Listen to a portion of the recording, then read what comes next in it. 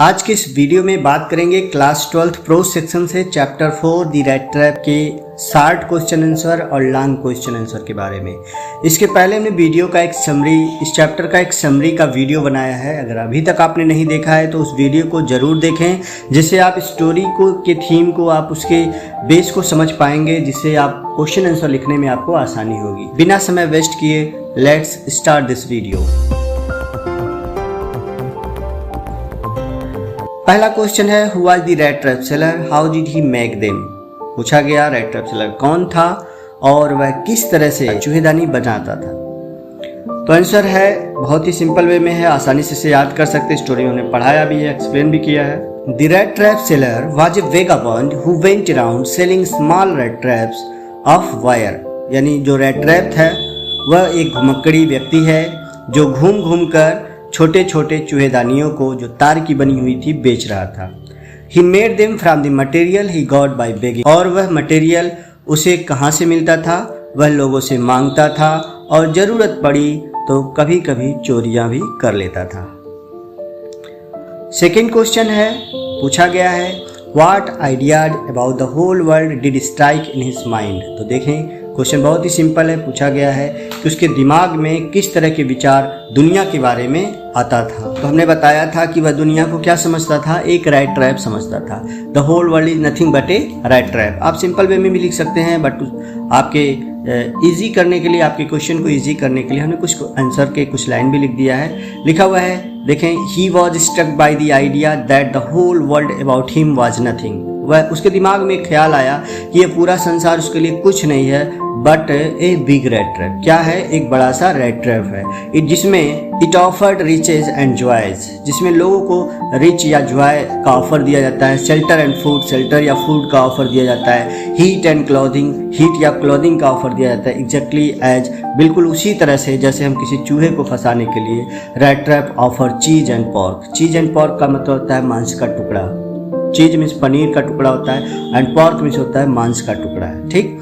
And as soon as anyone let himself be tempted, और कोई भी चूहा अगर उसे खाने के लिए कदम आगे बढ़ाता है तो आपको तो पता ही है आगे क्या होता है। To touch the bait it close in on him, और वह दरवाजा उसके लिए बंद हो चुका होता है।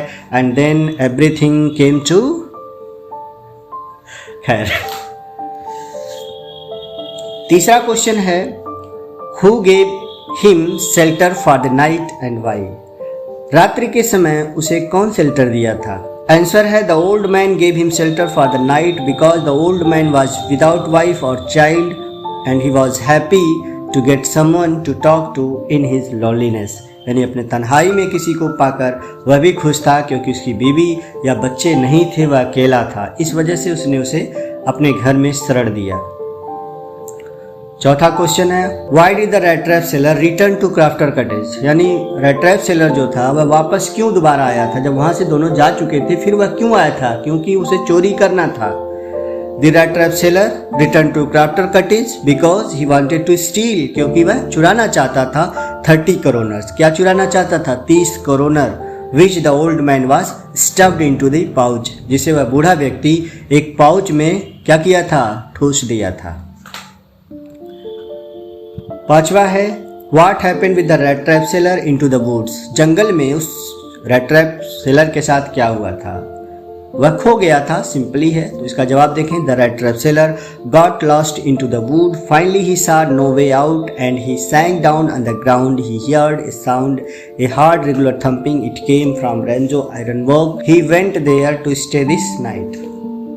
यानी the rat trap seller got lost, वह एक जंगल में खोया था। वुड्स मीन्स होता है जंगल, WOODS। वुड मीन्स लकड़ी होता है, एस हटा देते हैं तो लकड़ी हो जाएगा, ध्यान रहे। तो वह जंगल की तरफ जब जाता है, जब जंगल में वो फंस चुका होता है तो उसे रास्ता समझ नहीं आता है और अंततः वह जमीन पर मरने वाला होता है, गिरकर मरने वाला होता है, क्योंकि उसको वो काफ़ी थक चुका होता है। और जैसे ही वह गिरता है तो उसे हथौड़े के चलने की आवाज़ सुनाई देती है, जैसा कि हमने समरी में बताया था, ठीक।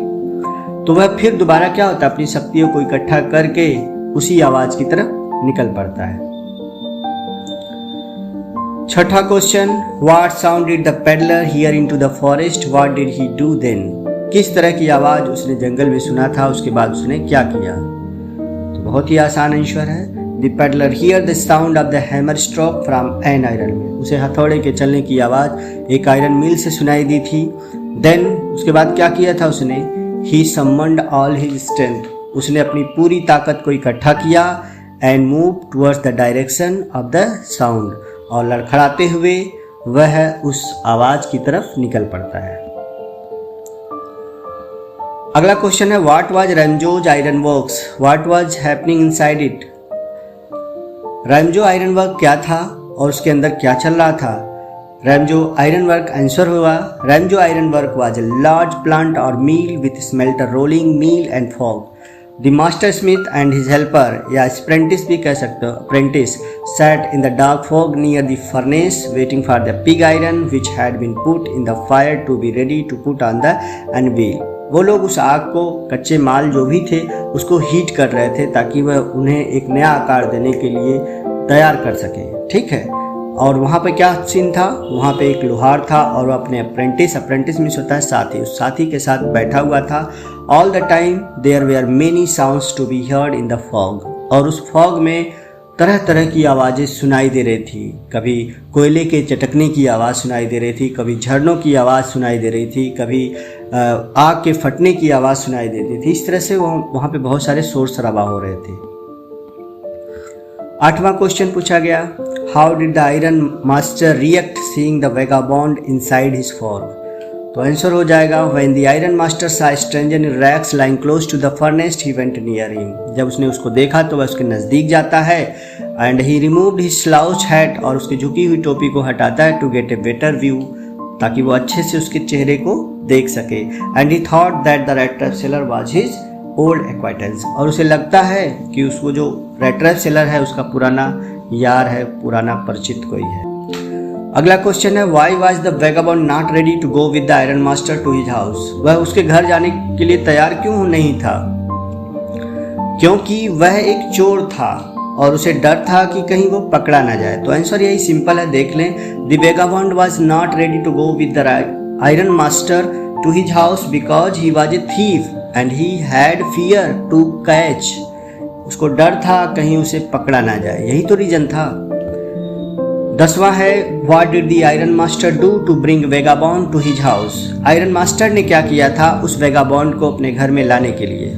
तो ऑब्वियसली उसने क्या किया था, अपनी बेटी को भेजा था जो उसे मोटिवेट करके वापस ले आती है। तो देखिए आंसर में वही है, the iron master sent his daughter apparently hoping that she would have better power of persuasion than he himself to bring vagabond to his house। क्योंकि उसे लगता था कहीं ना कहीं कि उसके कंपेयर में उसकी बेटी के अंदर किसी को मोटिवेट करना यानी किसी को मनाने की ताकत उसके अंदर ज़्यादा है, इसलिए उसने अपने बेटी को भेजा और वह सफल भी होती है। What did the iron master and his daughter decide to do with the guest? उन दोनों ने उस मेहमान के साथ क्या करने का निश्चय किया।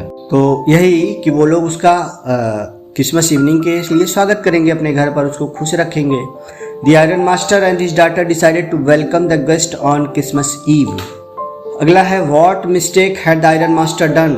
कौन सी गलती उस आयरन मास्टर ने किया था। No, the iron master had not done the mistake after identifying the vagabond in broad daylight। दिन के उजाले में उसने कोई गलती नहीं की थी। The iron master wanted vagabond leave his house at once। वह चाहता था कि उसका घर वह जितना जल्दी हो सके छोड़कर चला जाए। 13वां question, Why did Idla Wilmanson want to give hospitality to vagabond the strangers? यानी इडला विल्मसन क्यों अपने मेहमान नवाजी वाले इरादों को छोड़ना नहीं चाहती थी। तो देखिए आंसर है, Edla Willmansson wanted to give hospitality to the vagabond the strange because she was a merciful girl. क्योंकि वह एक दयावान लड़की थी। She was happy and feeling home like to make things for poor vagabond.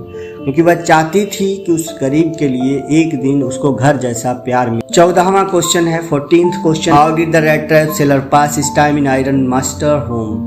Iron master के घर में वह रेड ट्रैप सेलर ने कैसे अपना दिन बिताया, अपनी रातें बिताई। The rat trap seller did nothing, उसने तो कोई काम नहीं किया, but sleep all time in iron masters home. लेकिन वह पूरे समय तक उसके घर में सोता रहा। इट सीम्स एज दो, ऐसा लग रहा था जैसे for many years he had not been able to sleep as quietly as safely as here. यानी जितनी शांतिपूर्वक, जितने सुरक्षित रूप से वह वहाँ सोया हुआ था, उसे शायद ऐसा कभी समय नहीं मिला था। अगला जो क्वेश्चन है वो है what information did the iron master and his daughter receive at the church. Church पर आयरन मास्टर और उसकी बेटी ने कौन सी खबर सुनी? तो स्टोरी कुछ यूँ थी। The iron master and his daughter receive the information at the church that one of the old crofter of the iron works had been robbed by a man who went around selling rat trap.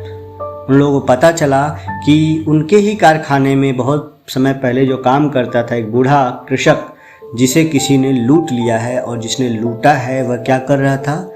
Rat trap बेच रहा था। अगला है question, और ये आखिरी question होगा short answer का। What Christmas present did Edla receive from the peddler? Climax, what did she give a little cry of joy? यानी पूछा गया कि उसे इडला विल्मेंसन को किस तरह का गिफ्ट उसने दिया था और क्यों उसे देखकर इडला विल्मेंसन खुशी से रोई या चीखी। ठीक, तो देखिए आंसर बहुत ही सिंपल है। Edla receive a small rat trap and in it lay 3 wrinkle 10 करोनर notes. उसने एक छोटा सा रैट ट्रैप, जिस बॉक्स को जब उसने खोला तो उसके अंदर एक छोटा रैट ट्रैप रखा हुआ था, और उस रैट ट्रैप के अंदर 10 करोनर नोट थे एंड आल्सो ए लेटर, और उसके अंदर एक लेटर भी था written in large jagged characters, जो एक बड़े बड़े अक्षरों में, टेढ़े मेढ़े अक्षरों में लिखा हुआ था for Christmas present from the peddler, जो पेडलर की तरफ से एक क्रिसमस प्रेजेंट था। She gave a little cry of Joy, और इसीलिए वह खुशी के साथ वह रोने लगती है, because she found these things at Christmas presents, क्योंकि वह उस चीज़ को एक क्रिसमस प्रेजेंट के रूप में उस व्यक्ति के द्वारा पाया गया था जिसे वह कैप्टन समझती थी।